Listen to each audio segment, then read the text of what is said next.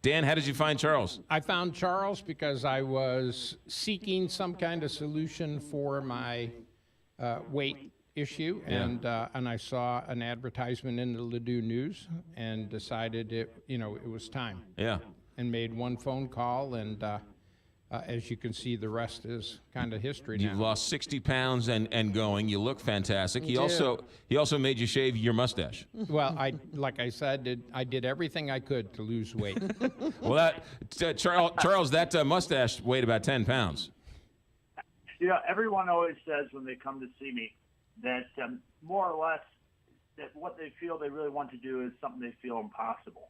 And Dan didn't only come to see me to address the weight issue, but really what the weight was doing in terms of his health. He was struggling with a couple of health issues. I'll let him talk about that. And what really taking control of your habits and taking control of your relationship with both food, exercise, and ultimately yourself can do for you. Dan, what about the health? And my most significant issue was I'm diabetic. And trying as I was, it seemed like I kept adding medication and wasn't doing a good job of managing diabetes. And yes, I was fearful of what that long-term effect would be. I think through the relationship I established with Charles, I today have a regular exercise program. I'm eating so much healthier. And I've taken blood sugars that were in the upper 200s, low 300s, down to values that are under 100. Are you still on the medication? No, we backed off probably 90% of the medication I used to take. Dan, let me ask you this question, because you said something off the air that was kind of interesting. You were trying to do this on your own, and you couldn't, and you kept trying to do it on your own, and you couldn't do it, and finally, come January or February, you bit the bullet and you said, look, I can't do this on my own. Called Charles and said, Charles, I need your help. What is it about Charles? Why can't we do it on our own? Why do we need Charles to help us out? I think for me as a person, it was two things. One was accountability. So I made regular visits and sat, with Charles and, if you will, weighed in, turned it myself in. And the second thing was the conversation. I mean, we would talk about those elements in my life that perhaps were driving me to seek comfort by using food as that tool.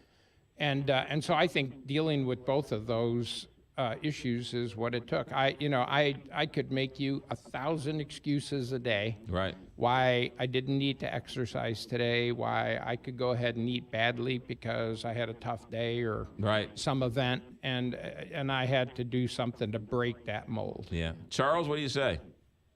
I say that most everyone feels something's impossible until someone does it. And Dan's living proof that when you put the things that really are necessary, the habits that you're practicing every day as a priority, and disconnect from using food spontaneously, and start to ask yourself, why are you turning to things outside of yourself rather than looking within yourself for the answer, you can really accomplish remarkable things. It's not about some magical diet or some magical exercise plan. And I have to push back on both you and Dan a bit, because while a lot of people give me credit, ultimately Dan did the work. I simply got to be a part of him really taking charge of his life and had the privileged position of helping him look at some options that perhaps he didn't see. And that's the best any of us can do. Often people will come to me and they'll say, I need you to change me. And I gave up doing that a long time ago. I used to say I would change people if it killed me. Well, I almost died because of how hard I would work at trying to get people that really weren't willing to do the work.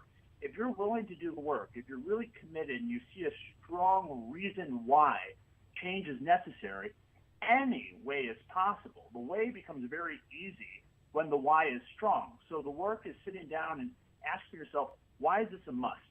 We'll do more for other people than we'll do for ourselves. And so sometimes when you look at the people that matter most to you, often people tell me they're putting themselves last, thinking they're doing everyone else a great service. In truth, when you're not taking care of yourself, you're not nearly taking care of others as well as you could. Yeah. So we have to look at our values, we have to look at our priorities, and once we begin to do that and disconnect from spontaneity and embrace a smart strategy, which is really a part of this. Yes, accountability is part of this, but I always tell my clients, my goal is to never see you again. Yeah. My goal is to get to the point where we've installed a program within yourself so that no matter what down the road comes your way, no matter what given of life you face, you're equipped with a strategy to be able to take control of your life. But it's much easier, as you said, McGraw. Yeah. to Charles, come up with hold on a second. I just have a quick Kelly question. has a question. I have a question for Dan. Now that you see I'm looking at your before and after pictures, how are you a different person, and what are you going to do to make sure that you don't go back to the other Dan? I think the other Dan's gone forever. I'm more confident in that. I'm more committed to it. I think food has ceased to be my comfort zone. Now it's more like take a walk, enjoy life. I do have a family, and I'm responsible to be around here for a very long time. Yeah. And I want to live life in a positive way with them. So It's a great story. Charles, quickly, we're about a minute left. There are people out there listening to this who are saying, you know what, I don't want to go see Charles. I'm embarrassed. I let myself go. I'm way overweight. I'm embarrassed. I don't want to go see Charles. What do you say to those people? two things. First off, I certainly have been there. I could have been the king of excuses. I was 360 pounds. So you have to remember, while many people have long forgotten that because that was almost 2 decades ago, when I'm sitting in front of you or Deanne or any other client for that matter, there's always two Charleses there. There's the Charles of today who's fit, confident, very ambitious, very driven, but then that old Charles, that vulnerable, sensitive, bullied, ostracized kid, all those things are still there. And I try to keep those at the surface so I can best connect with the people in front of me.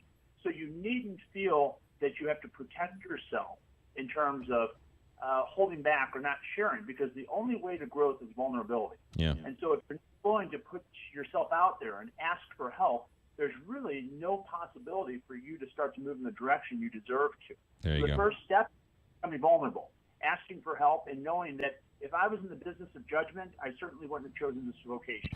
My business of judgment, Charles, what's the website? What's the phone number? the website is charlesdangelo.com, charlesdangelo.com. The phone number is 314-495-3228. And the biggest thing I want to say is the reason you always, and Dan and McGraw, you know this well, you have to understand that old person is still there. The only way a person maintains the type of success Dan has is by continuing with the practice of the daily disciplines that he's currently engaged in. Charles, As soon as Charles, I gotta go. I am out of time, guys. Thanks for coming in. 8:58 KTRS. McGraw Millhaven, Kevin Lloyd. Two guys who will get you thinking about your future. Listen to When Retirement Happens this Saturday from 1 p.m. till 2 p.m. with McGraw Millhaven and Kevin Lloyd to get set for your future on the Big 550 KTRS. Are you hiring? With Indeed, you can post a job in minutes, set up screener questions, then zero in on qualified candidates in an online dashboard. Get started at Indeed.com/hire. Every home is unique. That's why Orkin relies on the latest science to get rid of pests. Visit Orkin.com today. Orkin, pest control down to a science. Oh, those summer nights. Spend them at Bishop's Post on their beautifully landscaped patio. Sit back and enjoy a drink and good